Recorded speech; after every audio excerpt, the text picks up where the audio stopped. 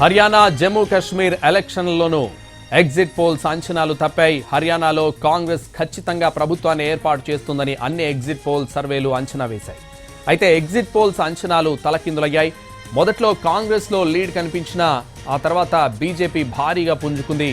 Magic ఫిగర్ను దాటి దూసుకుపోతోంది. అటు కశ్మీర్లో కూడా హంగ్ వస్తుందన్న ఎగ్జిట్ పోల్స్ అంచనాలు తప్పాయి.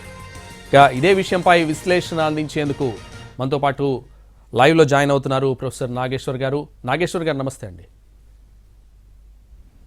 నమస్తే అండి సార్, ముఖ్యంగా ఈ ఫలితాలను చూస్తున్నాం. హర్యానా జమ్మూ కాశ్మీర్ ఎన్నికల్లో ఎగ్జిట్ పోల్స్ అంచనాలు పూర్తిగా తప్పినట్టు కనిపిస్తోంది. అంటే ఒకవైపు హర్యానాలో ఖచ్చితంగా కాంగ్రెస్ వస్తుందంటూ ప్రతి ఒక్క ఎగ్జిట్ పోల్ కూడా అంచనా వేశాయి. స్పష్టమైన మెజారిటీ వస్తుందని కూడా చెప్పాయి.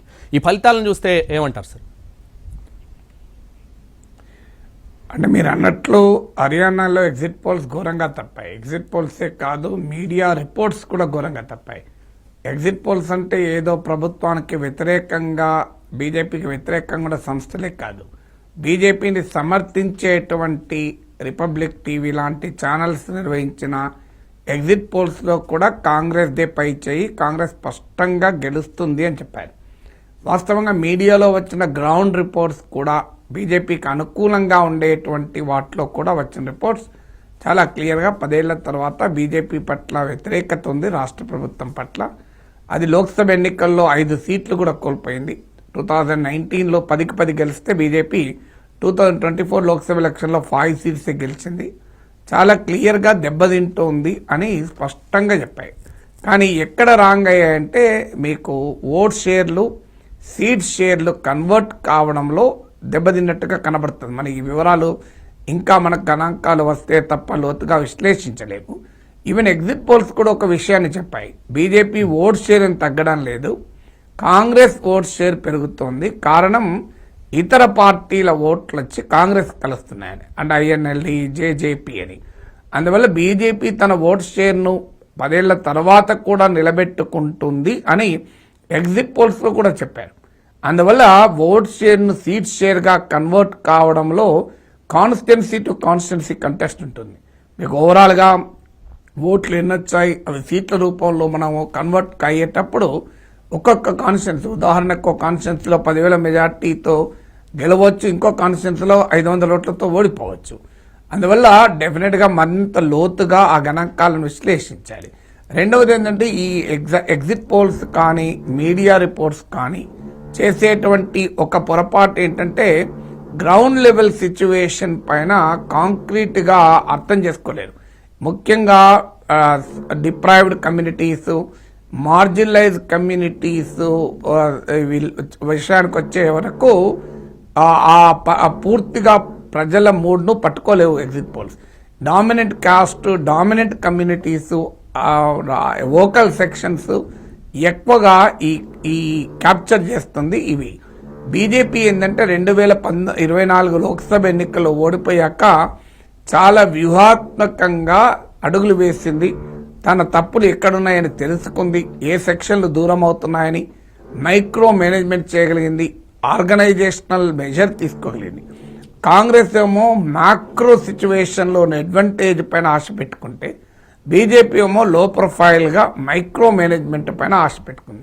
సో ఆ బీజేపీ ఆర్గనైజేషనల్ మిషన్ యొక్క ఎఫికసీ ముందు కాంగ్రెస్కు వచ్చిన హైప్ నిలబడలేకపోయింది. వాస్తవంగా కాంగ్రెస్కు అవకాశం ఉన్న ఎన్నికలై కూడా ఓడిపోవడానికి కారణం the difference what matters is the party organization. మీకు ఉదాహరణకి ఏంటంటే కాంగ్రెస్ పార్టీ భూపేందర్ సింగ్ హూడా పైన కంప్లీట్ విశ్వాసం ఉంచి 90 సీట్స్లో 72 సీట్లు, 72 సీట్స్ హూడాకి అప్పచెప్పేశారు. నువ్వు ఐడెంటిఫై చేసుకుని సెలెక్టెడ్గా తీసుకోండి అని. కానీ బీజేపీ చాలామంది సీనియర్లను కూడా పక్కకు పెట్టి గ్రాస్ రూట్స్ ఆర్గనైజేషన్ నుంచి బీజేపీకి ఉన్న అడ్వాంటేజ్ ఏంటంటే బూత్ లెవెల్ వరకు పార్టీ కమిటెడ్ క్యాడర్ ఉంటారు. ఆర్ఎస్ఎస్ ఆర్గనైజేషన్ ప్యారలల్గా ఉంటుంది. ఫీడ్బ్యాక్ సిస్టమ్ అనేది ఎఫెక్టివ్గా ఉంటుంది.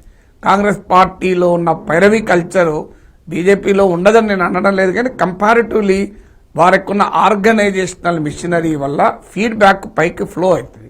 కాంగ్రెస్కి వచ్చే వరకు ఢిల్లీ అధిష్టాన వర్గానికి ఎవరు దగ్గరగా ఉంటే వాళ్ళు చేరవేసే ఫీడ్బ్యాక్. అందుకో గ్రౌండ్ మీద పలుకుబడి ఉన్నా లేకపోయినా ఢిల్లీలో పలుకుబడి ఉంటుంది కాంగ్రెస్ పార్టీలో.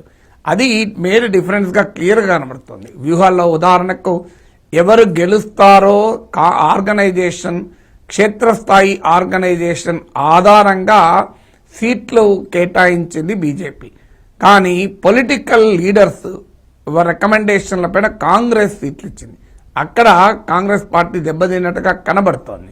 అలాగే సోషల్ ఇంజనీరింగ్ కూడా, కాంగ్రెస్ సోషల్ ఇంజనీరింగ్ అది బూమరాంగ్ అయినట్టుగా కనబడుతుంది. కాంగ్రెస్ ఏంటంటే మొదటి నుంచి కూడా బీజేపీ నాన్ జాట్ సోషల్ కోalition పైన నమ్మకం పెట్టుకొని హర్యానాలో ఎదిగింది. 2014 వరకు హర్యానాలో బీజేపీ అసలు మేజర్ పార్ట్నరే కాదు, 4th ప్లేస్లో ఉండేది. 2014 తర్వాత మోడీ ఫినామినా వచ్చాక, హిందుత్వ పాలిటిక్స్ ప్రభావం వచ్చాక హర్యానాలో ఒక ఇనార్గానిక్గా డెవలప్ అయింది కాంగ్రెస్ బీజేపీ. అది ప్రధానమైన కారణం సోషల్ ఇంజనీరింగ్. అంటే నాన్ జాట్ సోషల్ కోalition ను బలంగా బిల్డ్ చేసింది. ఆ సోషల్ కోalition ఈసారి దెబ్బతీస్తామని కాంగ్రెస్ అనుకుంది, కానీ అది సక్సెస్ అయినట్లేదు. దానికి భిన్నంగా కాంగ్రెస్ నిర్మించిన జాట్ దళిత్ ముస్లిం సోషల్ కోalition అక్కడ క్రాక్స్ వచ్చాయి. ముఖ్యంగా దళిత్ ఓటు చాలా కీలకం హర్యానాలో సుమారు 17 ఎస్సీ రిజర్వ్ సీట్స్ ఉంటాయి. కానీ నియర్లీ 50 సీట్స్లో ఎస్సీస్ డామినెంట్గా ఉంటారు. 20 to 22% ఎస్సీ ఓటర్స్ ఉంటారు హర్యానాలో. ఇందులో 14% డిప్రైవ్డ్ షెడ్యూల్ కాస్ట్ అంటారు. ఇప్పుడు మన దగ్గర మాలా మాదిగలాగా హర్యానాలో కూడా జాతో నాన్ జాతో దళిత్ ఉంటారు. సో దళిత్ ఓట్ను కాంప్రిహెన్సివ్గా తమ వైపు తెచ్చుకోవాలని కాంగ్రెస్ ప్రయత్నించింది. కానీ బీజేపీ చాలా ఎత్తుగడగా ఈ డిప్రైవ్డ్ షెడ్యూల్ కాస్ట్ అంటే నాన్ జాతో దళిత్స్కు 14% రిజర్వేషన్, 20%లో 14% రిజర్వేషన్ నాన్ జాతో దళితులకు ఇచ్చి ఎస్సీ ఓట్లో ఒక పెద్ద చంక్ తీసుకోగలిగింది. దాంతో కాంగ్రెస్ బిల్లు చేస్తున్న సోషల్ కోalition బీజేపీ సక్సెస్ఫుల్గా బ్రీచ్ చేసింది. దానికి తోడు జాట్ కన్సాలిడేషన్ ఎప్పుడైతే కాంగ్రెస్ చేసిందో, జాటులు అధికారంలోకి రాబోతున్నారు అనే భావన ఎక్కడైతే కలిగిందో, anti Jat non Jat social polarization జరిగింది. మీకు ఇప్పుడు ఆంధ్రప్రదేశ్లో కూడా 2019లో జరిగింది. అది జగన్మోహన్ రెడ్డి సక్సెస్ఫుల్గా యాంటీ కమ్మా సోషల్ కన్సాలిడేషన్ చేయగలిగాడు. అది 2024లో చేయలేకపోయాడు. సో అందువల్ల ఎప్పుడు కూడా ఒక డామినెంట్ కమ్యూనిటీ ముందుకు వస్తే దానికి వ్యతిరేకంగా ఉన్న ఇతర కమ్యూనిటీస్ ఎలా కన్సాలిడేట్ అవుతాయన్నది రిజల్ట్ను డిసైడ్ చేస్తుంది. మీకు ఉత్తరప్రదేశ్లో కూడా నాన్ యాదవ్ ఓబీసీలు, నాన్ జాతో దళిత్, ఇది బీజేపీ సక్సెస్ ఫార్ములా.